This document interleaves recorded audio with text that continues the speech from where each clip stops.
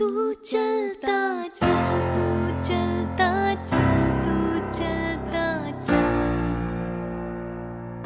तू बढ़ता चल तू बढ़ता चल तू बढ़ता चल.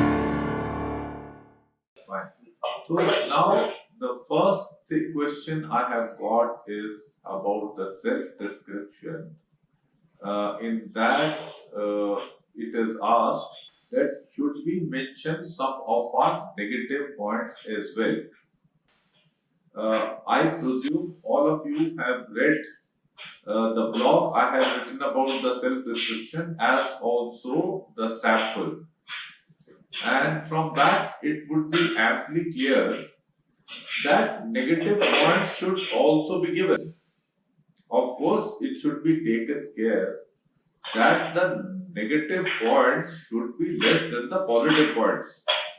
Because in case a person has more negative points than positive, it indicates that he has done nothing to eradicate those points despite his being aware of them. Hence, you should give the points, but the number should be less. Also, do not give insignificant kind of points, like some people I remember writing that they say that my handwriting is poor, or teacher says you are very talkative. Some of these points are all practically have no meaning, or mother says that you are too simple for the world, you trust people very easily. Most of these things don't mean much. You should be writing only the points which you are convinced that they are valid. Fine. So this is about the negative points. Also, when you write the negative points in the parents' opinion, teachers or employers' opinion or friends' opinion, you should not start answering those there itself as to what you have been doing to improve upon those points.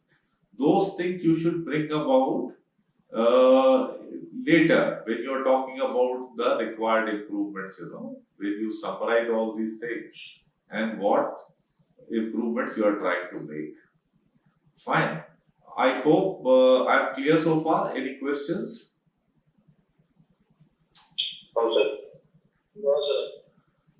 How to answer what you want to become? Should we write our aims or dreams in it, or what we want to achieve? It is what you want to become is primarily, you see, you are telling about your assessment or your opinion people have and your own opinion. So what you want to become primarily should include the aspects which you would like to improve, because they will result in a improved version of yourself. That is what is required in this, right? Okay, moving on to the next question.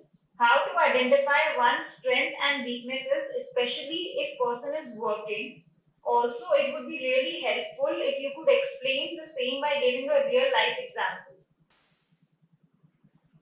Strength and weaknesses, a person should be reasonably aware, and I hope the students have read the first blog I have written in the ebook about who am I.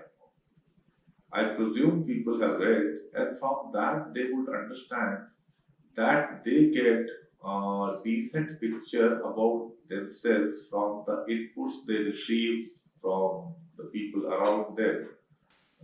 Like we have given the self-description, parents, teachers, friends, whoever else in the society you are in touch with.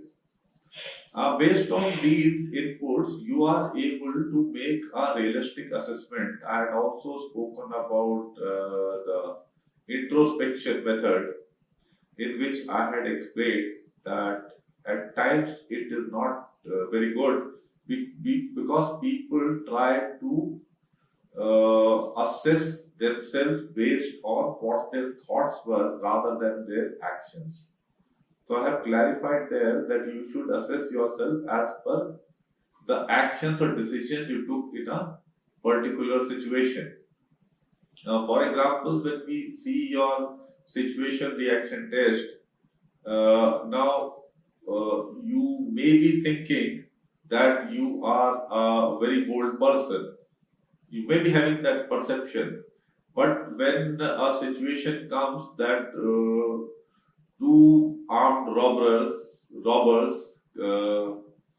come inside a railway compartment and they are looting everyone, and you also quietly give all your belongings. So it indicates that actually you are not that bold, because it is quite possible that you can mobilize the persons who are co-passengers in the compartment to, overpower these robbers and hand them over to the police. After all, two persons should not be capable of robbing 50 plus people in a railway compartment.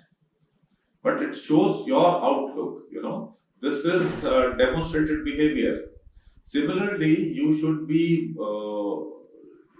writing your self-assessment based on what you have actually done, actions rather than your thoughts. So, this is the aspect. I hope it has been clarified. There's another point, how to write your strengths in self-description. Strengths would be, I am sure people are aware as to what are strengths and what are weaknesses. So, like when your parents think that you are independent type, self-reliant, you have academic competence, you are physically fit, you are quite responsible, the parents involve you in household decision making. So these are all indicators of being competent and responsible. Similarly, if you are a working professional, then the indicators would be the amount of faith your employer reposes in you, and in case he considers you responsible and competent of handling higher positions, then he may be consulting you that, in such a situation, what would you do? What is your view? How can we solve this problem? These are the indicators which tell you as to your competence.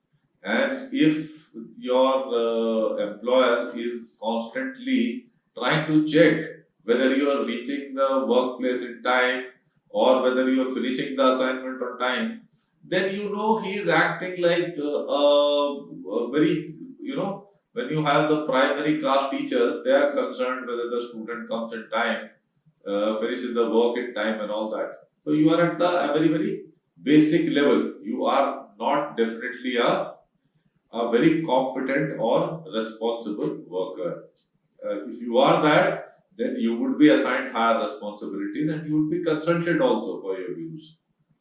Fine. So, strengths, weaknesses, these are the things.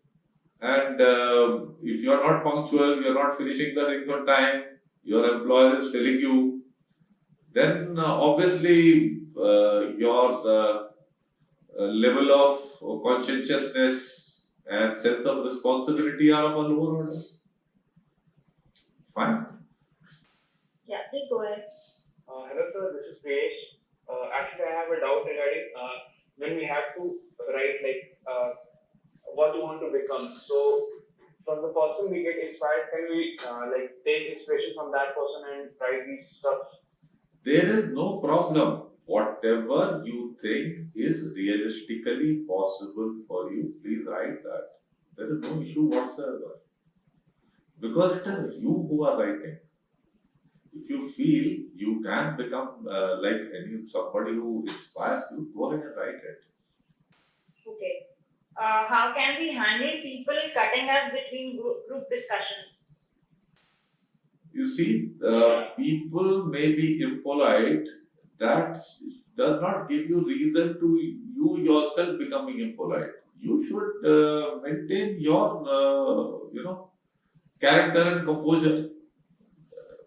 If he is not allowing you to speak, fine, you will get your opportunity. Fine, so you maintain your decency, be polite.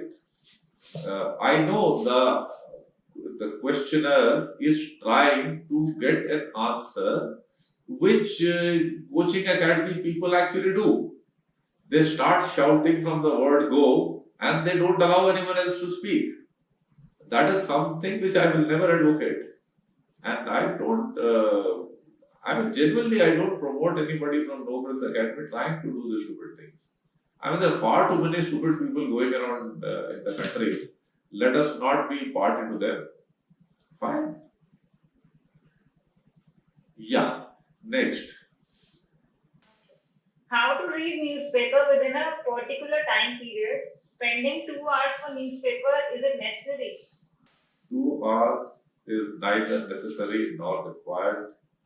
You should read the newspaper editorials. Preferably, you look for newspapers like the Hindu or the Express.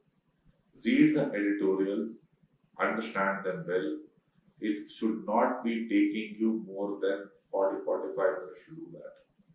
And some of the editorials in that, you can straight away give a skip. If you can read if they have been written by somebody from the BJP or somebody from the government, and it is promoting absolutely an idea which you know is not correct, but it is being written in favor of. Like somebody saying that economy is actually doing very well and things are going absolutely fine, and how within one day my son showed me one long editorial written that how things are going to bounce back and all that with this new budget. So I said just read who has written it before wasting your time and trying to read that. Fine. So 40-45 minutes is good enough. Understand the news analysis. Headlines are not that important. Analysis is important. And if something does not reach the stage of news analysis, that means it is not important enough. Fine. So that should be the outlook as far as reading of newspaper is concerned.